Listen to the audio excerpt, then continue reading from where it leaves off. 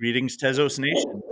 I'm Stu from the Tezos Commons. Joining me today is Bilal El Alamy, CTO at Dogami and Chairman at Equisafe and Pyratzlabs. Bilal has been one of the key players in bringing Tezos NFT Petaverse project Dogami to market. Dogami, of course, has turned out to be one of the most successful early stage Web3 gaming projects released in any blockchain ecosystem, and we're all very excited to see it continue to take shape here in the Tezos community.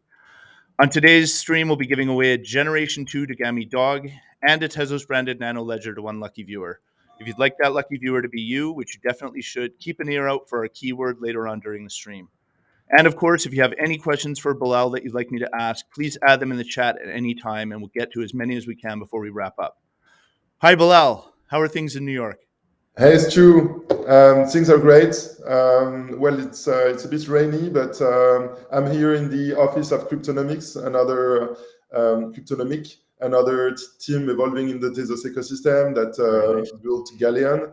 And yeah, I'm here in New York. Very exciting during NFT New York. So it's a 15,000 people event. Oh, wow. Gathering in Times Square in various places all around the city. So yeah, very nice people, concentration of people that you can meet. A lot of diverse events that are very interesting and makes you discover both NFTs, projects, but also the city of New York. And otherwise, yeah, the vibes are great here. How are you doing, Stu? I'm well. It is us. Beautiful day here in Vancouver. To get us started, can you tell us a bit about your background and the journey that brought you into the Tezos and Petaverse space? Okay, so very quickly, I'm a French scientist. I graduated in physics and applied mathematics. So I'm very technical and very close to the research ecosystem in France. I was kind of pissed that most of the jobs in data were more and more replaced by softwares that doesn't require a mathematician, basically. And I jumped into Web3 and blockchain because for me it was kind of an end zone technology, a very new ecosystem, and a lot of learnings can be reached in this new ecosystem. So that's how I jumped from like data to Web3. I needed a more exciting, more challenging ecosystem to evolve. I've always been passionate about entrepreneurship, so mixing both makes sense. I created a first company in Web3 called Equisafe. So it's a B2B software which is one of the leading tokenization platform in Europe. And it's on the Tezos ecosystem that it tokenized more than like 2 billion worth of assets. Oh, wow. And now it's managed by my co-founder. And about a year ago, I wanted kind of to shift from B2B fintech regulated to something more fun, entertaining, and B2C. And a game was a good way to get a fit on this. Actually, I always dreamt of doing a game. Every big entrepreneur like Bill Gates, Steve Jobs, Elon Musk, they've built games. So if you want to like follow their track, you need to build a game. And why kind of Tamagotchi or Nintendo like? To be honest, it was pretty much opportunistic. I felt we felt, me and my co-founders, that recreating Nintendo's Tamagotchi-like games with NFTs to have this digital scarcity, this uniqueness, to create a bigger bond, and augmented reality to be in the trends of the metaverse, but also to contextualize within your environment the play with this virtual dog. It's like it makes sense. So it was very opportunistic. We said, okay, Nintendo's Tamagotchi worked really well on different devices.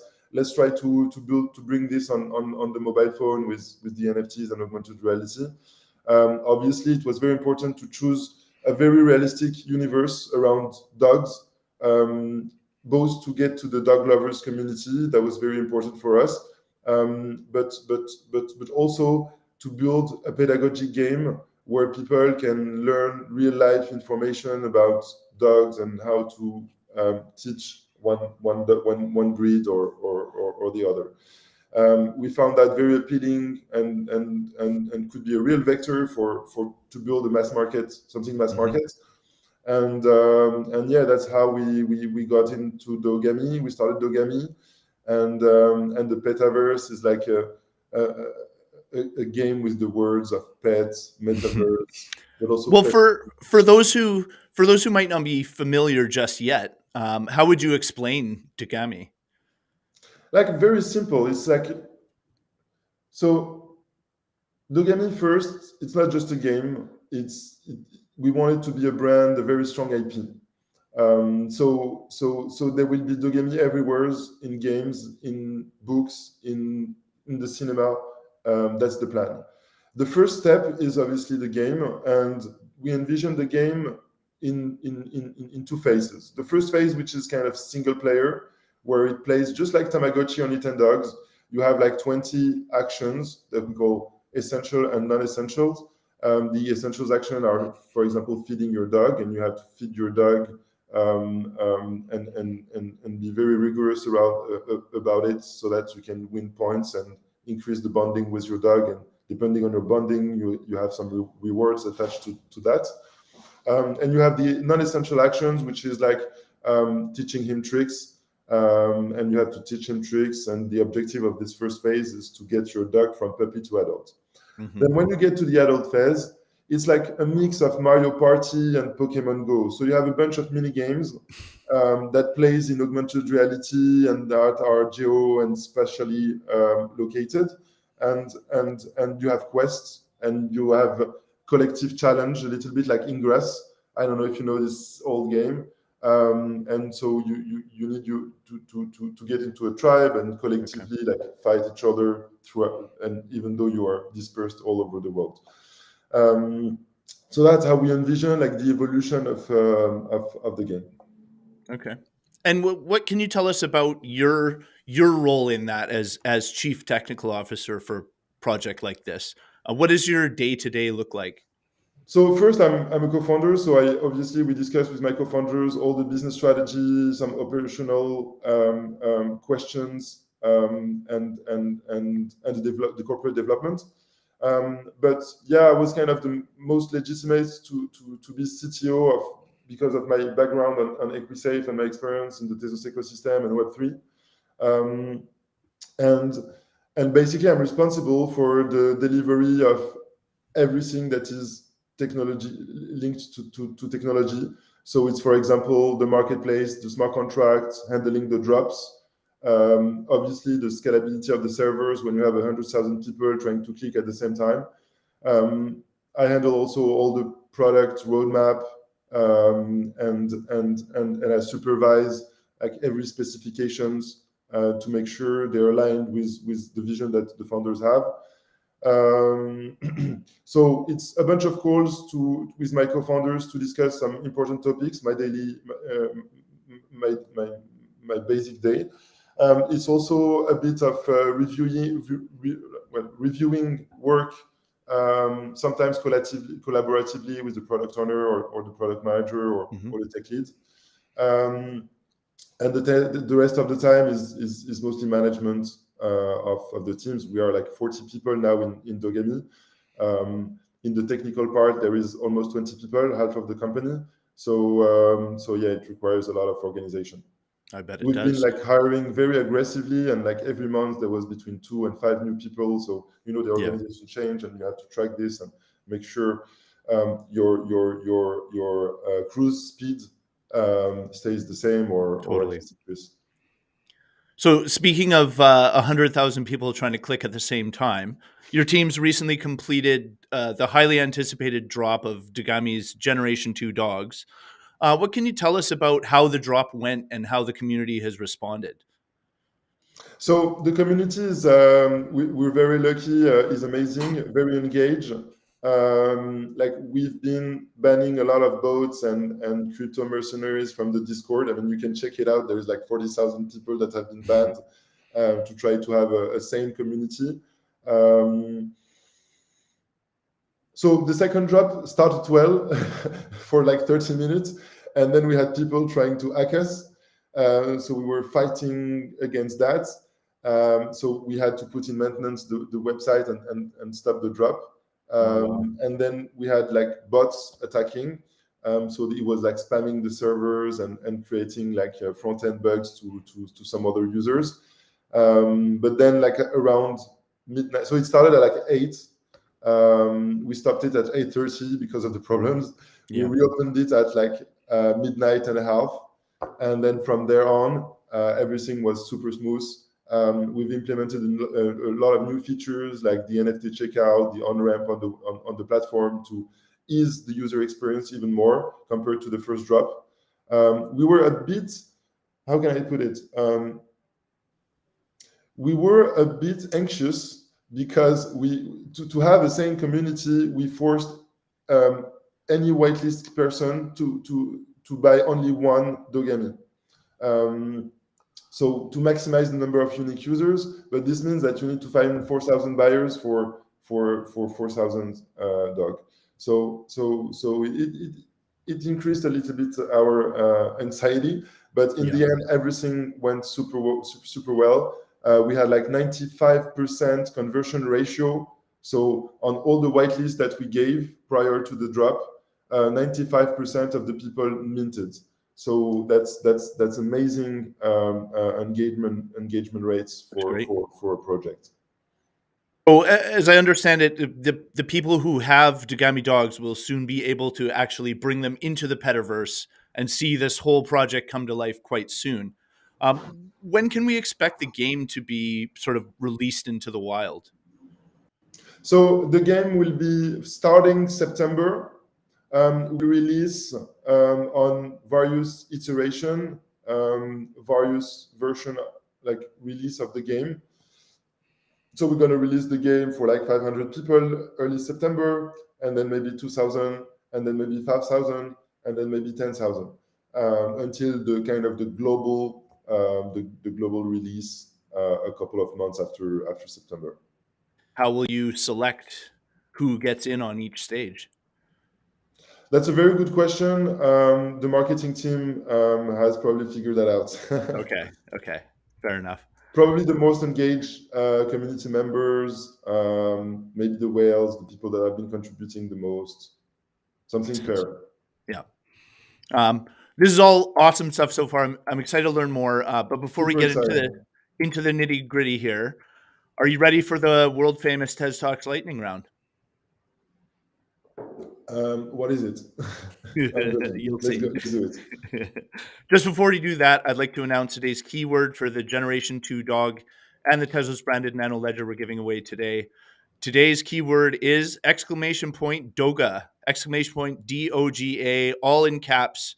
Enter the keyword exclamation point DOGA in the live stream chat, and Nightbot will randomly select today's winner, who will announce before the end of the stream. And you will have a box of the Series 2. So you'll be able to unbox it and discover what you have. So it could be anything: a diamond, a gold, a silver, a bronze, an Akita Amazing. Inu, an Australian Shepherd, a Corgi. You live the experience of the unboxing experience, like we call it. Wicked. Okay, now Bilal, it's lightning round time. Remember, there's no wrong answers. This is just for fun, so our listeners can get to know you a little bit better. Are you All right, ready? let's do it. I love it. Sushi or pizza? Pizza, Cats or 100%. dogs? Dogs, That was a trick question. Movies or video games? video games. Is this real life or are we in a simulation? No, we're in the real life. Okay. True or false? Money buys happiness.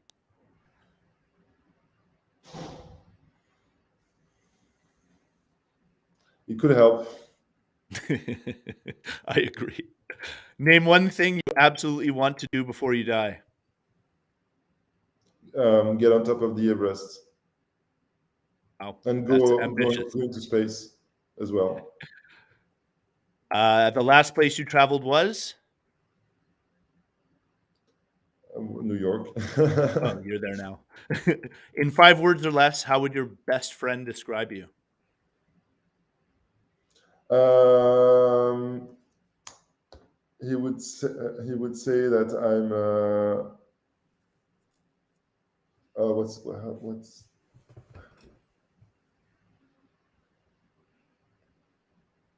An altruistic opportunist. 2 words. That's very impressive. Finally, what's your favorite thing to do on a rainy day?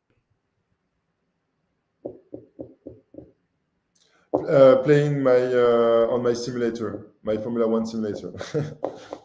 Sounds great. Thank you. Excellent answers. That concludes the TezTalks lightning round. Let's get back into it.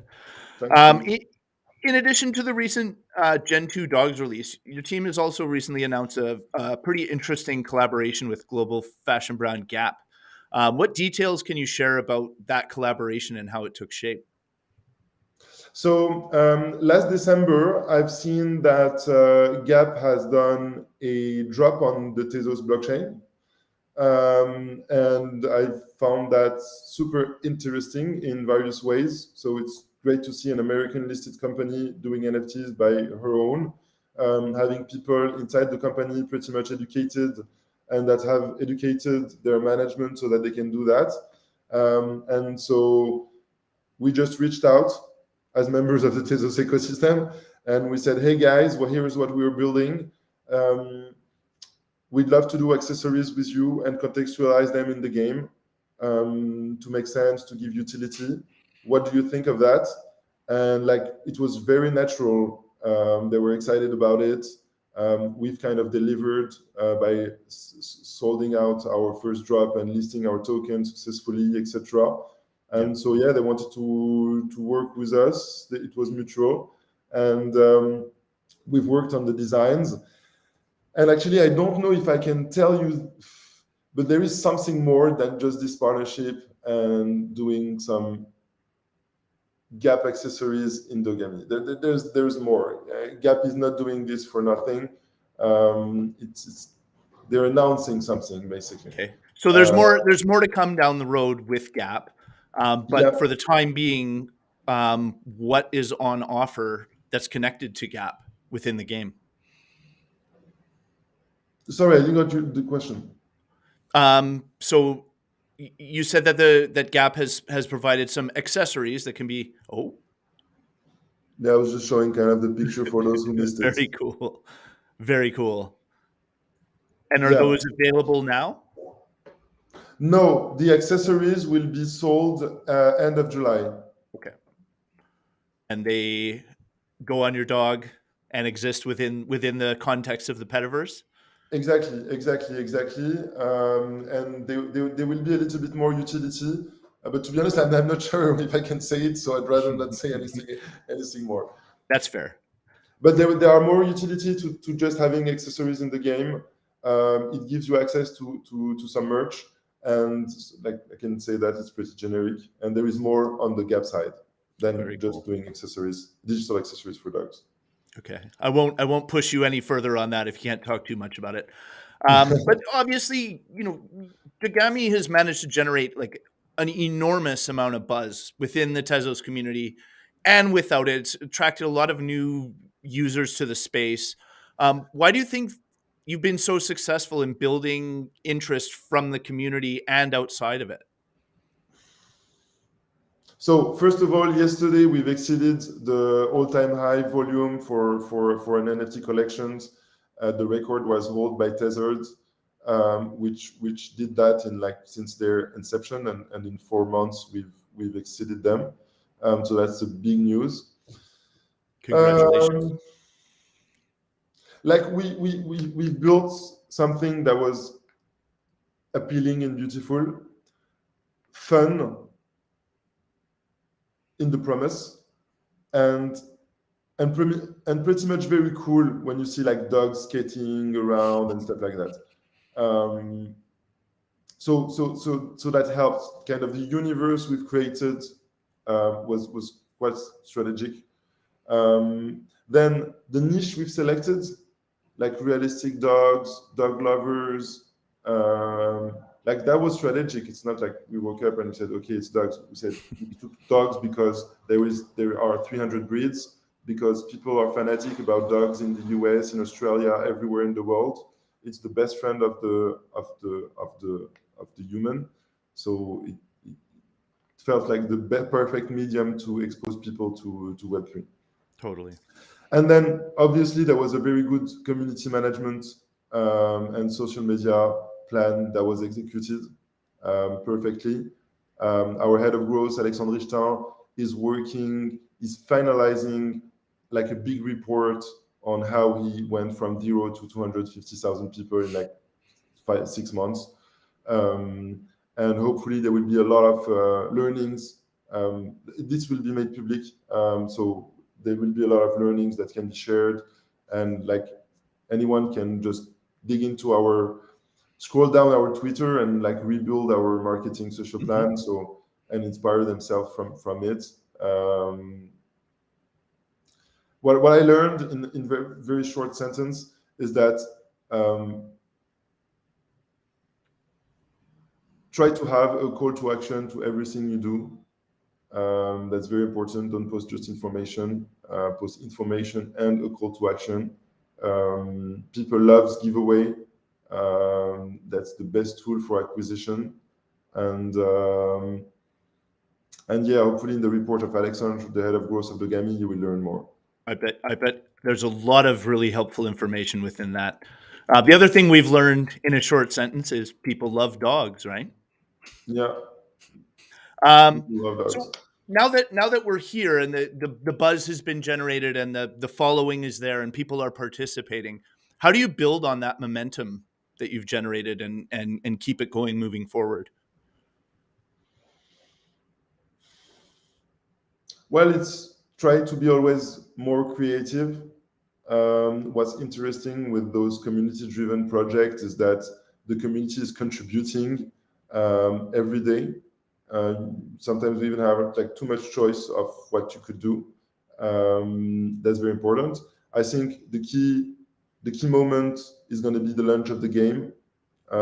Hopefully, it will be engaging. I mean, the community is very strong and very welcoming and very understandable. So I'm sure they will, whatever we release, they will help us improve it through time. So I'm pretty confident on the release of the game, but it's going to be like the biggest milestone, the critical moment of the company. Oh yeah. So speaking of the community, we have a question from the audience. Alex would like to know, where can I find the roadmap for Dogami? Where can you find the roadmap for Dogami? On the website, that there is kind of a roadmap until the end, but it's very high level. We have an internal roadmap that is quite exhaustive. We'll see. Maybe we'll do thanks for the inquiry. I will discuss with the marketing team and try to do a Twitter post or something like that with an actualized, an updated roadmap.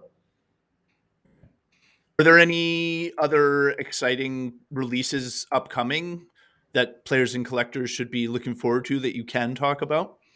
Well, like the big milestones are the drop of the accessories at the end of July, the release of the game beginning of September, the sale of new dogs by the end of the year to get to about 25,000 unique players, and yeah, that's the big milestones. We are currently discussing very tricky questions like how to handle the breeding, how to manage the. So we also hiring a PhD guy to work on our tokenomics, because non-tokenomics of any project are perfect.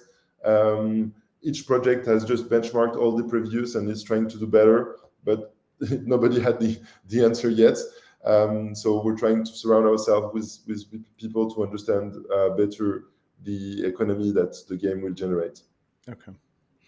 Switching gears for a moment, I understand you've also been working on a new coding language project called Pymich for Tezos developers. How much can you tell us about that project and what it means for the Tezos ecosystem? So Pymich, so where does it come from? First of all, like my partners and I were technical guys, and we've been developing mostly in Python when we were doing data science. And when we started developing on Tezos, there was Lego and SmartPy. Well, both of them had their limitations in terms of tooling and compilation error, for example. Well, but that's nobody cares. But in SmartPy, we didn't kind of recognize the Python we were doing, so we started kind of a side project 2 years ago, like it was in 2019, called Pymich, which is a compiler which had the vision of compiling pure Python code, the Python that everyone knows, into Michelson language, so that you can, in essence, write smart contracts, Tezos smart contracts, just knowing Python.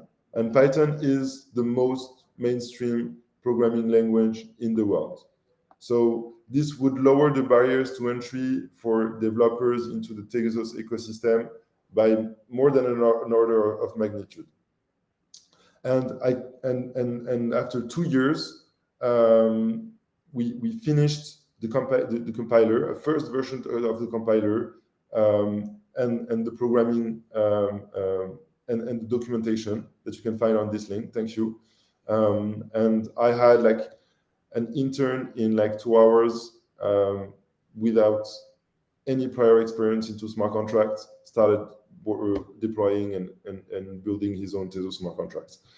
So it's just finished. We just finished the documentation. Feel free to reach out to us on the Tezos Slack, for example. There is also a channel called Pymich on the Tezos Dev Slack, if you have any questions. And yeah, we'll market a little bit more of that in the upcoming weeks. Okay, we have another audience question here. Our good friend Mr. Reef Noob would like to know, will Dogami have a walk to earn feature?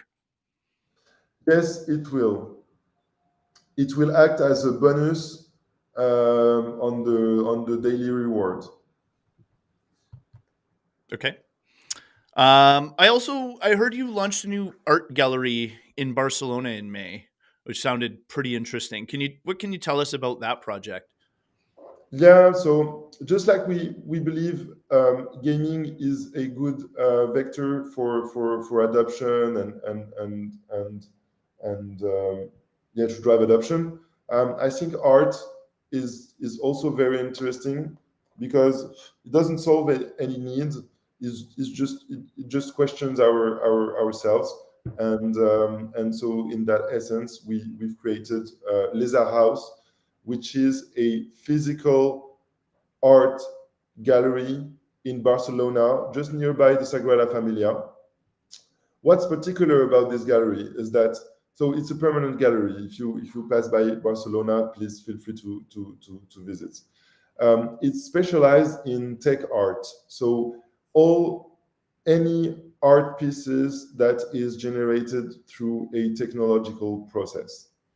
And for example, one of the projects we will be launching very soon is called Between Lines, and it's a vase. It's vases that have been generated from an algorithm and a girl who is dancing.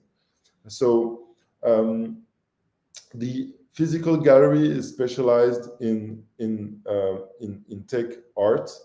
And what we do is that we've launched an NFT platform on the side, which is kind of the business model of the gallery. And what we do in this NFT platform is that for any art pieces that we curate in our gallery, we sell the intellectual property of the art pieces through the platform.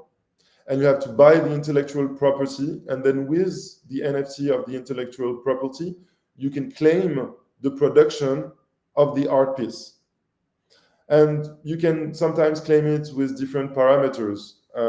So the website is artos.pyratzlabs.com.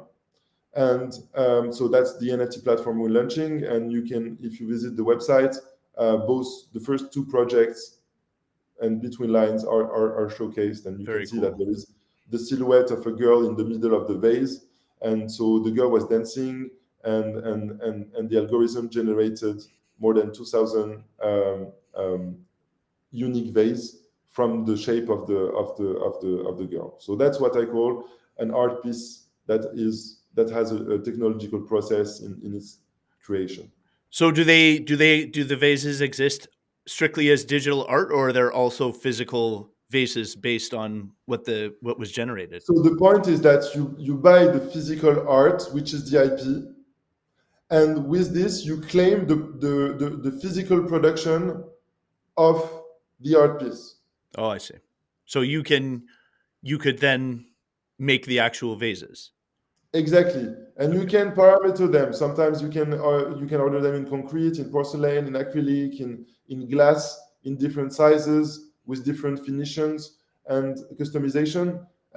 But you need the NFT. Once you have the NFT, you can claim as many physical objects as that's possible, really interesting.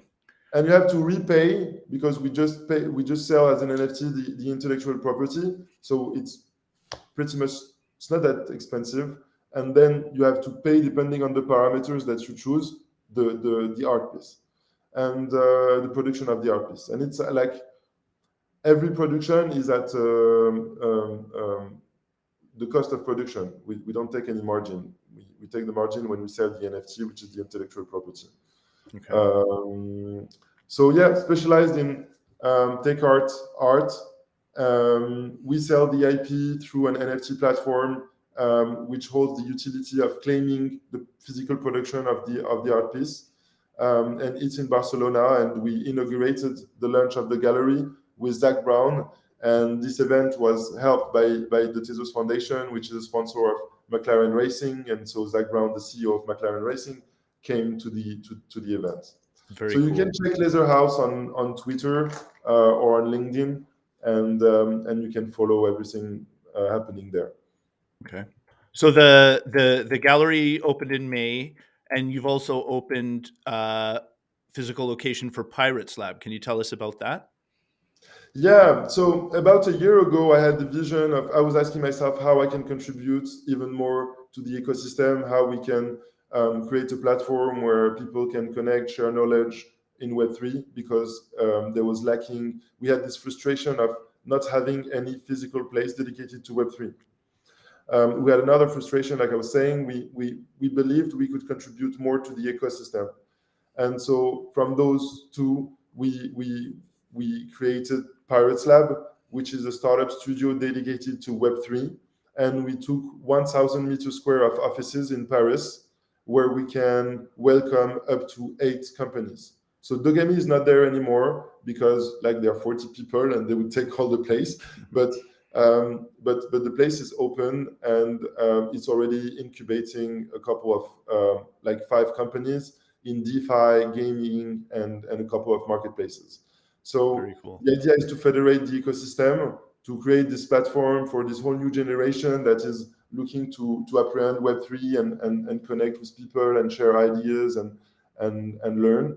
And so we're trying to provide that to the French ecosystem here in Paris. Awesome. We're going to need to go back to Dogami for a sec here. We have another audience question.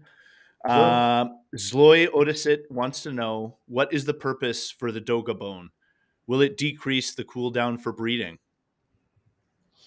Like I said, and I said it many times, Doga bones are like a joker. So it means that they can be used in various ways, and they are all very kind of game changing because you wouldn't have access to that specific feature right now. So yeah, decreasing the cooldown period could be one of the options. Okay. Um, in general, what do you think people misunderstand the most about a project like Dogami, like a metaverse gaming project in general? What they misunderstand the most, I mean, to be honest, Dogami is a pretty straightforward example. Like everyone kind of understand that your NFT is unique, just like your dog, and you play with it. Um, some haters, they kind of say, "Oh, it's a Ponzi scheme or whatever," but I'm like, um, I don't really lose my time with those people because, first of all, it's not, and I know what I'm doing. Second of all, um, I mean, if he doesn't understand, it's his problem, not mine. And if I'm wrong, it's my problem, not his. So it's a total waste of time to discuss with those people. I don't see any big challenge. In the contrary, right now our challenge is to reach out to more girls. That's what we want. We announced the partnership with Gap, making the cover of L'Officiel magazine, which is a famous fashion magazine. That was an activation to reach out to girls. So far, we have like 28% of our community and holders that are women, and we want to get to 45-50%.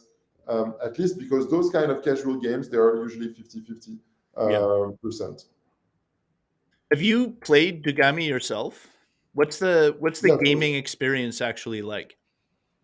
Well, so far it was not great because it was the first iteration of the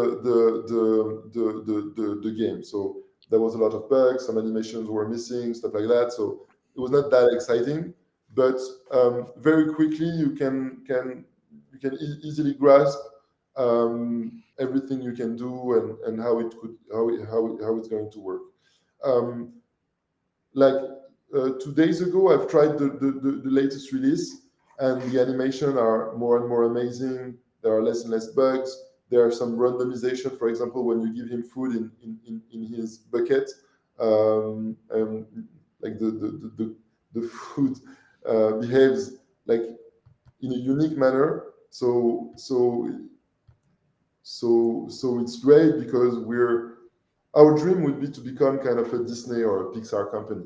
And sometimes when we see like so much realism in what we're building, it's very exciting. It creates a lot of emotions. It creates a lot of emotions. That's what the word I wanted to say. Dogami is about emotions. Okay. Before being Web3 or whatever. So with something like Disney or Pixar in your sights, the possibility exists of a Dogami movie someday. Yeah. We're heavily thinking about it. Guess what? Ubisoft has, which is one of our investors, has a production house. So I wouldn't be surprised that there would be a movie in the next year. Very interesting. All right, Bilal, we're coming to the end here. Before we close off, I'd like to announce the winner of today's Generation 2 Dogami Dog and Tezos branded Nano Ledger giveaway. Today's winner is Annie Reeves. Congratulations, Annie Reeves. To claim your prize, just email us at social@tezoscommons.org. We'll request a screenshot for verification that you're the account owner, and then we'll get your shiny new unboxed Dogami dog over and your ledger over to you as quick as we can. For those who missed out today, we remind you there are awesome giveaways to be found frequently here on the TezTalks live stream. So keep tuning in. If you'd like to get in touch with us, our social media contacts can be found at tezoscommons.org/TezTalks. We'd love to hear from you. Bilal, thanks so much for joining us today. No, It's always thanks you for the awesome invite. yeah, anytime. It's always awesome to speak to the folks building amazing projects like Dogami on Tezos and keeping Tezos at the forefront of the Web3 revolution. Is there anything else you'd like to mention before we sign off here?